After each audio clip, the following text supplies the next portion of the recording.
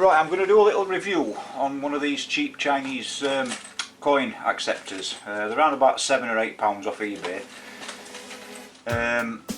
To be honest with you, these single coin acceptors, I've got two of these, and to be fair, I don't think they're very good.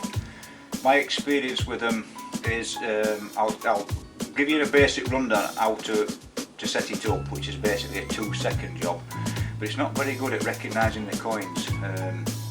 I ended up buying the more expensive version, the one that you can code 6 different coins, but this one here, it's the one that you can only program. Well, you don't actually program it, you just put your coin in to one coin. You can't actually program it any more than one coin into this machine. So yeah, my experience is it's the cheap plastic. It's all plastic, even the front's plastic. Not very good, at all. Right, the first thing is, when you take it out of the box, it's very cheap plastic. This slider thing here is where you put your coin. Now, in the UK, there's two types of 2Ps. You've got the copper type, and you've got the zinc coated copper, I do believe. They're magnetic, the coppers are not. So if you slide this slider, it's a bit stiff, you slide that slider, you put your 2 pence in there, or whichever coin you want for it to recognise, and that's it, basically. You power it up with the pins at the back. What should happen is that recognises the conductivity of the coin, and you put your obviously it's not powered up, you put your 2 pence in, and if it's the wrong type and doesn't match that one, it will just spit it back out at the front. And even if you use a proper copper or the same coin as that, you might accept it 1 out of probably 10 coins, and this is with 2 machines. Now these do not take the British new pound coins. It's too narrow inside, but I have done a modification, and to be fair, with the pound coin, for some strange reason it did work nearly 99% of the time, but you have got to make some modifications, which is, it's not too difficult, to be honest with you. I'll show you how to do that.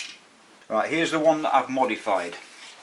Right, it is clamped together with 1, 2, 3, 4, I'm not sure it's 4 or 5 screws. Now what I had to do for it to accept the new pound coin was basically unscrew the 2 sections what sandwiched together and put in probably a 1 or 2 millimeter washer in between to widen the gap, because it did get jammed up when you were putting the coin in. Also, I had to put a screw, just a loose screw, in here, because it stops, this jiggles and wiggles like this, and you can't get a pound in, it gets stuck in that point there. So all I did temporary was just pull it apart and just pop a screw in there, which makes that a lot stiffer, and a pound will actually go through it. So the only modification really is to space these 2 sections apart with a little washer.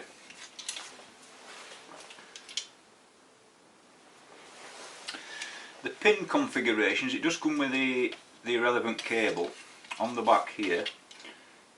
It's got 4 pins which just plugs into there. You've got grey and red at the top, which goes if you want to put it onto a number counter, like a coin counter, one of them analog or digital displays, it will do that. You've got a white, which is the signal wire. You've got black, which is the ground, and you've got obviously red at top of there. For some strange reason the grey and the red are linked together, so it must be a negative pulse for the coin counter.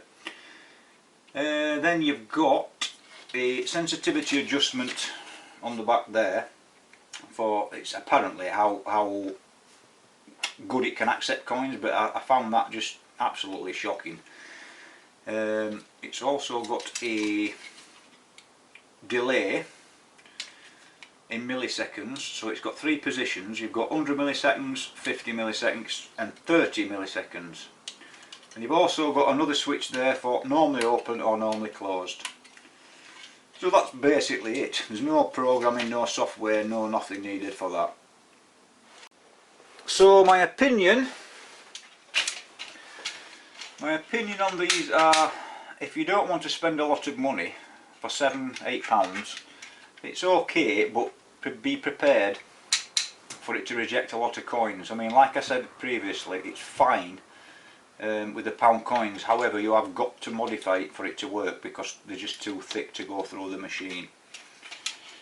So marks out of 10, probably 2 or 3 out of 10. But when you put the pound in for some strange reason, I would give it a 9 out of 10. So there you go, for £7 or £8 it's alright, but me personally, for an extra 15, probably 15 quid, I think I paid 20, just short of £20 for the one what's up from this one, which is sort of cheap Chinese plastic thing, but you can program it to coins, and you've got to program that one by putting the same coin through the machine 15 to 20 times for it to get a rough, you know, a rough guide, and that does work pretty good, to be fair. So if you're done with a project with one of these, I would personally not get one of these unless you just want it for one coin. I would get one of them what you can program.